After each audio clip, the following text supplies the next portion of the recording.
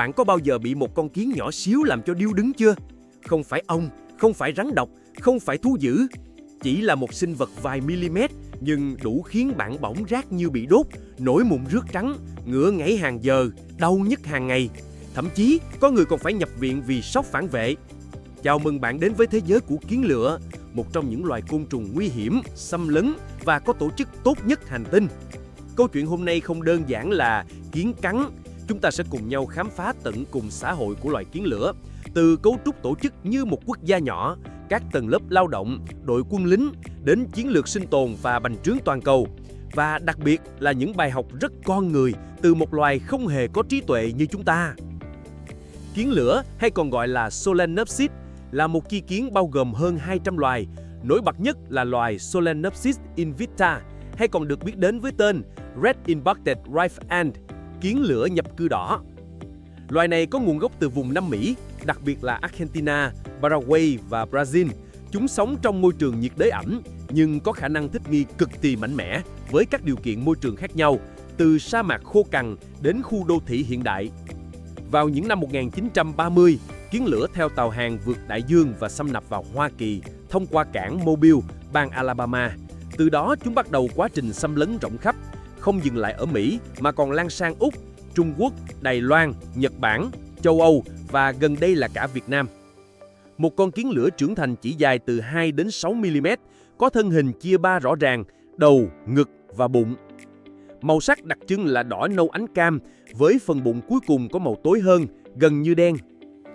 Điểm dễ nhận biết nhất là khi bạn chạm vào tổ hoặc vô tình đứng gần khu vực có kiến lửa, chúng sẽ lao ra tấn công ngay lập tức và không chỉ cắn mà còn chích, khác hẳn với nhiều loài kiến khác chỉ dùng răng.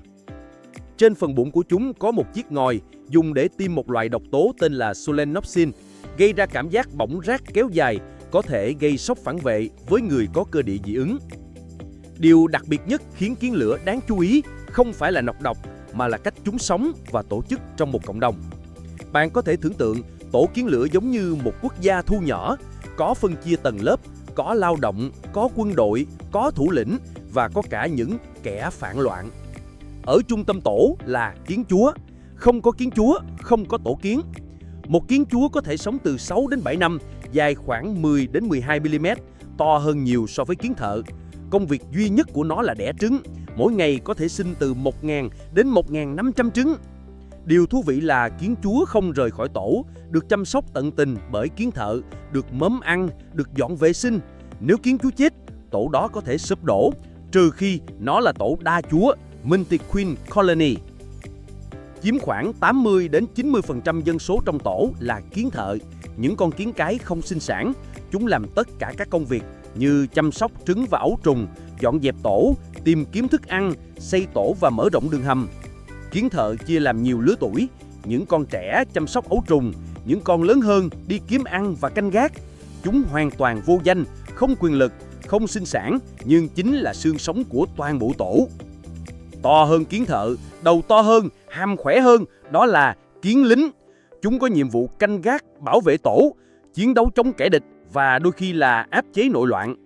Khi có mối đe dọa, dù là con người, con vật hay loài côn trùng khác, kiến lính sẽ là tuyến đầu tiên phản ứng, lao ra tấn công, chích, báo động cho cả đàn. Kiến lửa không nói chuyện bằng âm thanh hay ánh sáng, chúng giao tiếp bằng pheromone, một loại hormone hóa học cực mạnh. Khi một con kiến thợ tìm thấy thức ăn, nó để lại đường pheromone trên đường về, các con kiến khác đi theo. Khi bị tấn công, một loại pheromone khẩn cấp được tiết ra, cả đàn ngay lập tức lao ra như một đội quân phản ứng nhanh. Hệ thống pheromone giúp kiến lửa vận hành như một bộ máy đồng bộ hoàn hảo, không cần ra lệnh, không cần chỉ huy, chỉ cần pheromone. Một con kiến lửa cắn bạn, bạn cảm thấy rát, nhưng nếu cả chục con cùng lúc cắn và chích thì sao? Đầu tiên chúng dùng hàm trước giữ chặt da, sau đó xoay bụng và chích nhiều lần bằng ngòi độc. Mỗi lần chích, chúng tiêm vào cơ thể nạn nhân một lượng solenopsin, một alkaloid cực mạnh gây ra. Cảm giác bỏng rát giống như bị đốt cháy, sưng tấy, nổi mụn nước trắng, ngứa ngáy hàng giờ, đau nhức hàng ngày, thậm chí có người còn phải nhập viện vì sốc phản vệ. Theo thống kê ở Mỹ, mỗi năm có trên 14 triệu ca bị kiến lửa chích, hàng nghìn ca phải nhập viện, một số người tử vong nếu không được cấp cứu kịp thời. Khi bị tổ đe dọa bởi rắn nhỏ, chuột nhắt, thằn lằn, chim non, cả tổ kiến sẽ trở thành một cỗ máy chiến đấu. Không cần suy nghĩ, không ai bỏ chạy. Từng đợt kiến lính và kiến thợ liên tục tấn công, liên tục chích, liên tục cắn. Đối phương thường gục sau 5 đến 10 phút nếu không chạy thoát. Có trường hợp rùa con bị giết khi vừa nở, chim non bị mổ chết trên tổ chỉ vì vài trăm con kiến lửa tấn công đồng loạt. Chiến thuật của chúng là bao vây từ nhiều hướng, tấn công bằng lượng áp đảo, bám sát không buông, chích đến khi nạn nhân bất động. Khi gặp mưa lũ, tổ kiến lửa không chết đuối.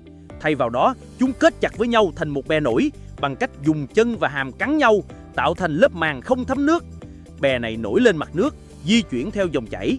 Khi đến vùng đất khô ráo, chúng rã bè, lập tổ mới. Một vài nghiên cứu cho thấy bè kiến lửa có thể sống hơn 2 tuần trôi nổi và ấu trùng và trứng vẫn sống sót bên trong, được bảo vệ tuyệt đối. Với tất cả các khả năng trên, kiến lửa không chỉ là một cơn ác mộng với con người mà còn là hiểm họa toàn cầu. Ở Mỹ, gây thiệt hại hơn 7 tỷ đô la mỗi năm cho ngành nông nghiệp, điện lực và y tế. Ở Úc, chính phủ chi hơn 300 triệu đô la chỉ để kiểm soát kiến lửa tại bang Queensland. Ở Việt Nam, nhiều tỉnh phía Nam đã ghi nhận kiến lửa xuất hiện trong vườn, nhà dân, khu đô thị mới. Đừng để đến khi bị cắn mới xử lý, hãy chủ động. Nhất, giữ nhà cửa, vườn tược sạch sẽ, khô ráo.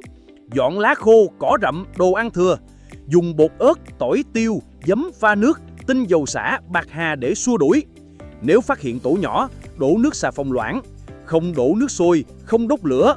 Dùng bã diệt kiến dạng chẩm để diệt từ bên trong. Gọi đơn vị diệt côn trùng nếu có dấu hiệu lan rộng. Không có trí tuệ, không có ngôn ngữ, không có công nghệ, nhưng kiến lửa lại có thể tổ chức xã hội cực kỳ hiệu quả, tấn công phòng thủ như quân đội thật sự, lan rộng toàn cầu nhờ sự đoàn kết, bền bỉ, thích nghi. Và rồi ta tự hỏi, tại sao một loài côn trùng lại hiểu rõ vai trò tập thể hơn cả một số cộng đồng người? Lần sau, khi nhìn thấy một con kiến nhỏ bé bò ngang sân, hãy nhớ rằng đằng sau nó có thể là cả một đội quân khổng lồ, sẵn sàng bảo vệ lẫn nhau, tấn công vì tổ, hy sinh vì Chúa. Kiến lửa, một loài đáng sợ nhưng cũng rất đáng học hỏi. Nếu bạn thấy video này hữu ích, hãy like, đăng ký kênh, chia sẻ video để nhiều người hơn biết cách phòng tránh và hiểu thêm về sinh vật đặc biệt này. Hẹn gặp lại bạn ở video tiếp theo.